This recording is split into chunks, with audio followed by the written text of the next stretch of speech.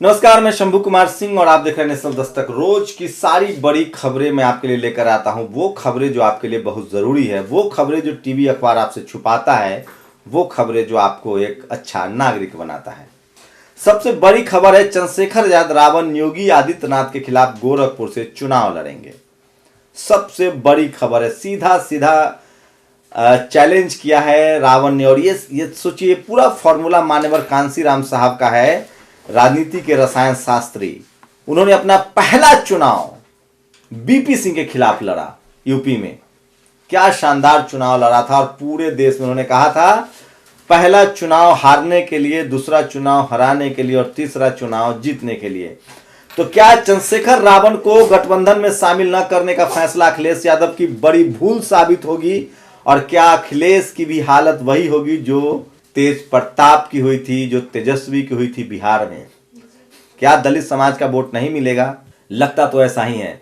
BSP के लिए बड़ी खबर है, सीमा कुशवाहा जो लगातार, सोचिए, याद है निर्भया गैंगरेप, उसकी वकील रही है, लगातार एससी एसटी ओबीसी और माइनॉरिटी की महिलाओं के लिए, हाथरस की बेटी के लिए जो केस लड़ रही है, जिनको मनुवादी जान से मारने की धमकी दे रहे थे, सीमा कुशवाहा ने बीएसपी ज्वाइन किया है।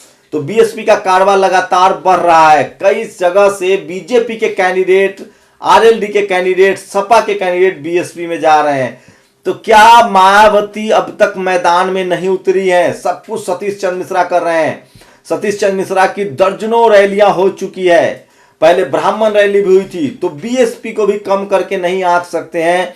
टीवी अखबार से वो भले दूर हों, लेकिन एक बड़े प्लेयर के रूप में है। लेकिन सवाल है कि क्या बीएसपी चुनाव जीतेगी या खेल बिगाड़ेगी अखिलेश यादव का? मैं इसी के आधार पे कह रहा हूं कि अगर रावण, बीएसपी और अखिलेश अलग अलग लड़ते हैं तो मामला कांटे का होगा और बीजेपी के लिए शानदार मौका है। बस शर्त इतनी है कि यूपी की जनता कहीं होशियार ना हो, एससी एसटी ओबीसी माइनॉरिटी के लोग एकजुट होकर अगर एक पार्टी की तरफ जाते हैं तो फिर बीजेपी का सुपरा साफ होगा।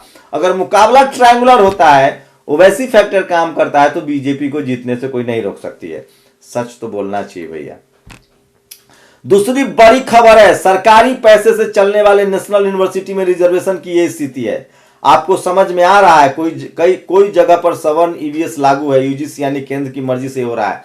सोचिए, 15 लॉ कॉलेज में ओबीसी, 90 के दशक में जो ओबीसी को आरक्षण मिला वो लागू नहीं है, लेकिन इकोनॉमिक वीकर सेक्शन जो सुदामा कोटा है वो लागू कर दिया गया है।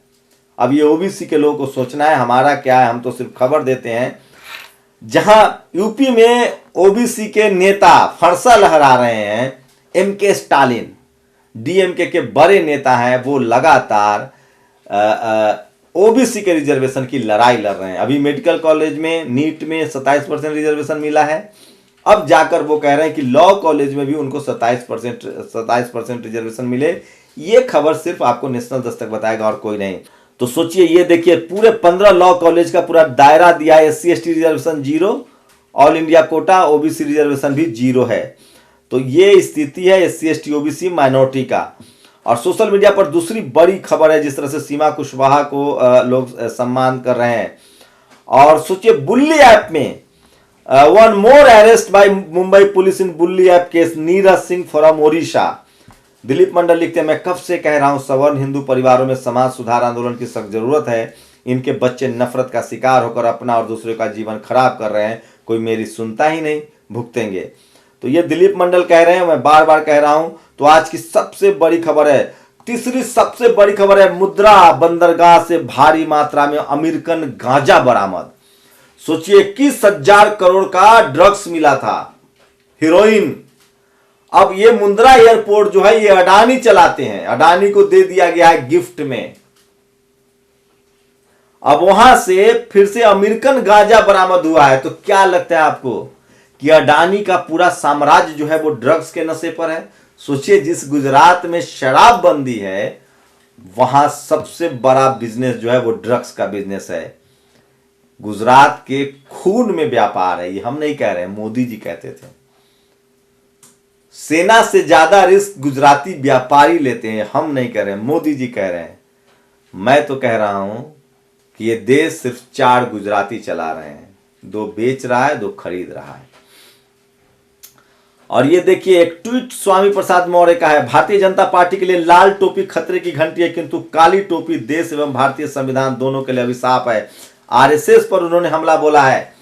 और अब निषाद पार्टी के अध्यक्ष बोले कि बीजेपी में निषादों को आरक्षण दिलाने के लिए 7 साल से लटका हुआ है, जबकि सवर्णों को एक दिन में आरक्षण मिल गया। तो निषाद पार्टी भी वहां नाराज है। और एक प्रोग्राम हो रहा है काशी विश्वविद्यालय में, बीएचयू में, स्थान काशी हिंदू विश्वविद्यालय, आयोजन भारत का पहला MA इन हिंदू कोर्स, मुख्य अतिथि प्रोफेसर शुक्ल, विशिष्ट अतिथि प्रोफेसर शुक्ल, अध्यक्ष प्रोफेसर त्रिपाठी, पाठ्यक्रम समन्वयक प्रोफेसर पांडे, समन्वयक प्रोफेसर द्विवेदी, शामिल प्रोफेसर उपाध्याय, एक और प्रोफेसर पांडे और एक प्रोफेसर अवस्थी। बस हिंदू कौन है? तो ये तमाम खबरें जो है सोशल मीडिया पर लोग सवाल पूछ रहे हैं। और आज सबसे ज्यादा यति नरसिंहानंद से भी ज्यादा खतरनाक की एंकर है, चैनल है अनिल अंबानी का, माफ कीजिएगा मुकेश अंबानी का, नाम है न्यूज 18। और वहां सिर्फ और सिर्फ हिंदू और हिंदुत्व की बात होती है। कोई पूछ ले आकाश चोपड़ा से कि आकाश चोपड़ा जी शेड्यूल कास्ट हिंदू है कि नहीं, पिछड़ा हिंदू है कि नहीं, और अगर ये हिंदू है तो इनके आरक्षण का विरोध कौन हिंदू करता है? इनकी पोल खुल जाएगी। लेकिन इस देश के मुसलमान जिनको ये बुला के बेइज्जत करते हैं उनको कौन समझाए? SC ST OBC के नेता जो वहाँ जाते हैं उनको तो बोलने ही नहीं दिया जाता है। और सवर्ण, सपा में भी सवर्ण प्रवक्ता रहेगा बसपा में भी सवर्ण प्रवक्ता रहेगा, कांग्रेस में भी सवर्ण प्रवक्ता रहेगा। तो प्रसव की पीड़ा तो कोई महिला ही बता सकती है साहब। नेशनल दस्तक वही कोशिश कर रहा है, बहुजनों की खबर, बहुजनों की आवाज़। हम लोग ने एक नया इनिशिएटिव शुरू किया है। हम कुछ सिस्टम चाहते हैं, कुछ आपसे आर्थिक मदद चाहते हैं, ताकि बहुजन पत्रकारों को फ्री ऑफ कॉस्ट इंटर्नशिप दें, उनके आने जाने का भी इंतजाम करें और हजारों बहुजन पत्रकार बनाएं।